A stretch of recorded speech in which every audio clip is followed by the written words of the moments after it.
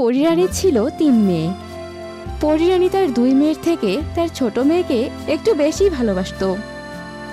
এই নিয়ে পরিরানীর ২ বড় মেয়ের খুব হিংসা লাগতো। উঠে পড় মা, তোর যে খাবারের সময় হয়ে গিয়েছে। আমার যে কিছুই খেতে ইচ্ছে করছে না মা, আমি বরং আরেকটু ঘুমোই। বেশি ঘুমালে যে শরীর আরো বেশি খারাপ হবে। তুই এমনিতেই খুব অসুস্থ। আমার এই ডানা দুটো যে খুব বেশি ভারী মা, এই ভারী ডানা দুটো আমাকে খুব কষ্ট দেয়। বোনদের ডানাগুলো তো স্বাভাবিক, তাহলে আমার ডানা এত ভারী আর চকচকে কেন? তোর ডানাটা বেশি ভালো বলেই তো মা তোকে বেশি আদর করে। না মা, বিষয়টা তেমন না। তোরা সকলেই আমার সন্তান, তোরা সকলেই আমার কাছে সমান। ছোট পরি খুব বুদ্ধিমতী আর সাহসী। এই রাজ্যের ভবিষ্যৎ পরি হবে ছোট পরি, তাই ওকে সবকিছু বুঝিয়ে দিতে আমার কাছে কাছে রাখতে হয়। কেন মা, আমরা তো ওর থেকে বড়, তাহলে রাজ্যের দায়িত্ব ওকে কেন দিবে? কারণ ছোট পরি রূপালীর ডানায় এক অদ্ভুত শক্তি আছে, যেটা ও 18 বছর বয়সে অনুভব করবে।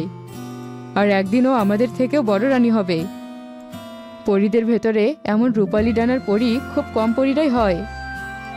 আর যে পরীরা এরকম রূপালী ডানার অধিকারী হয় তাদেরকে সর্বোচ্চ স্তরে রাখা হয়।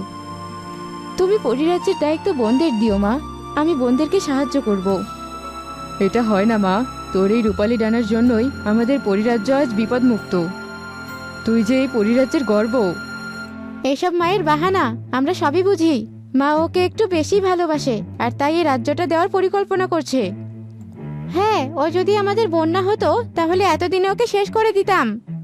শেষ না করেও তো ওকে এই রাজ্য থেকে বিতাড়িত করা যায়, কিন্তু কিভাবে? শোন তবে, এ তো খুব ভালো বুদ্ধি বোন। এসে পড়েছিস, বস বস, তাড়াতাড়ি তোরা খাবারটা শেষ কর। রূপালী বোন, তুইও এসেছিস? শরীরটা তোর এখন কেমন লাগছে? ভালো লাগছে বোন, আজ একটু সুস্থতা বোধ করছি। বেশ বেশ, তাহলে চল আজ আমরা একটু দূরে কোথাও ঘুরতে যাই, তাহলে তোর ভালো লাগবে। তোরা আবার কোথায় ঘুরতে যাবি? কেন মা, আমরা পৃথিবীতে ঘুরতে যাব। আর তাছাড়া রূপালী বোন তো পৃথিবীর নদী নালা গাছপালা বন জঙ্গল এসব অনেক ভালোবাসে। হ্যাঁ মা, আমার পুরো পৃথিবীটাই খুব ভালো লাগে। আমি বোনদের সঙ্গে গিয়ে একটু ঘুরে আসি মা। ঠিক আছে আমার ছোট্ট পরি, তাড়াতাড়ি খাবার শেষ করে বেরিয়ে পড়ো। রূপালী বোন চল, আমরা ওই জঙ্গলের ভেতরে গিয়ে নামি। দেখ, পাশে একটা বড় নদীও আছে।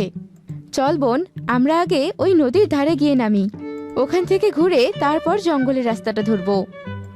তারা ৩ বোন নদীর ধারে নেমে বেশ কিছুক্ষণ ঘোরাঘুরি করলো, আর এরপর তারা জঙ্গলের রাস্তা ধরলো। বাহ, রাস্তাটা কিন্তু বেশ। দেখ বোন, চারপাশে কত গাছ পাখি। হ্যাঁ, আমারও বেশ ভালো লাগে পৃথিবী।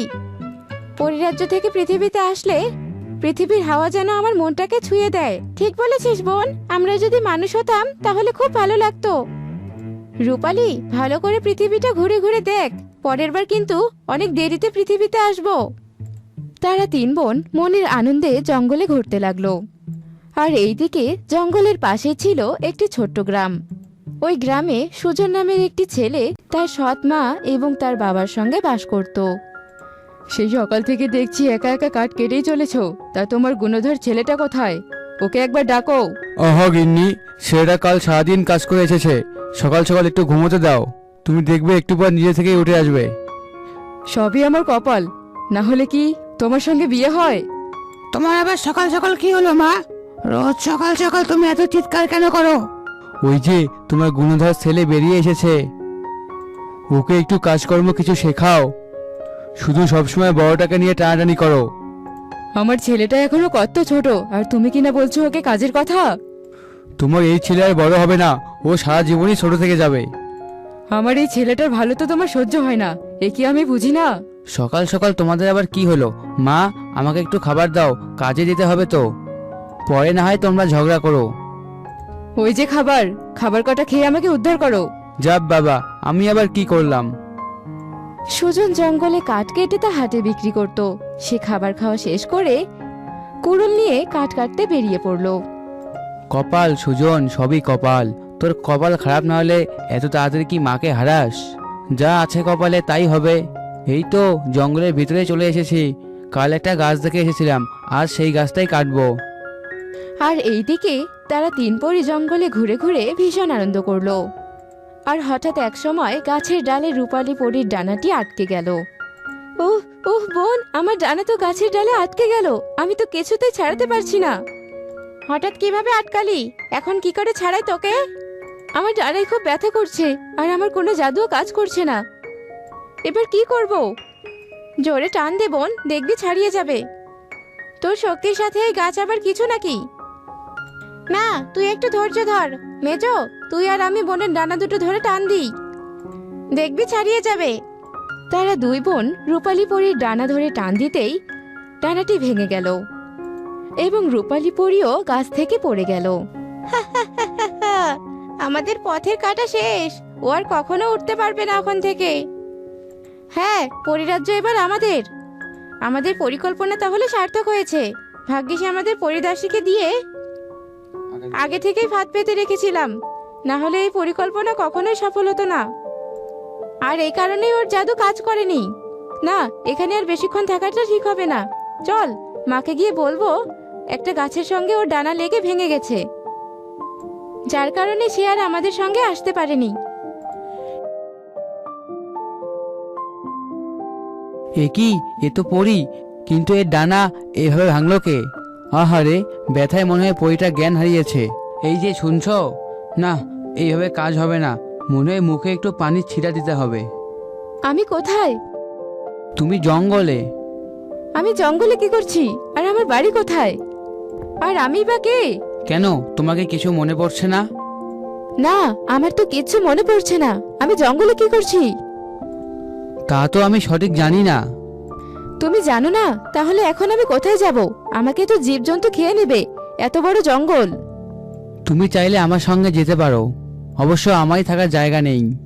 তবুও আমি তোমাকে ভালোভাবেই রাখবো। তুমি খুব ভালো, কিন্তু আমার তো নিজের নামটিই মনে পড়ছে না। রূপালী তোমার নাম? কিন্তু তুমি জানলে কি করে? আমি নিজে থেকেই তোমাকে নামটি দিয়েছি। চলো এবার বাড়ি পথে যাওয়া যাক। রূপালী ডানা দুটো বরং ওইখানেই থাক, কাল বরং এসে সরিয়ে রাখবো। ও মনে হয় ভুলে গেছে ও ডানার কথা। এমনিতেও ওকে আমার অনেক ভালো লেগেছে, এখন থেকে ও আমার কাছেই থাকবে। এরপর রূপালীকে সুজন বিয়ে করে তার বাড়িতে নিয়ে গেল। এ কি, এ কাকে সাথে করে নিয়ে এসেছিস?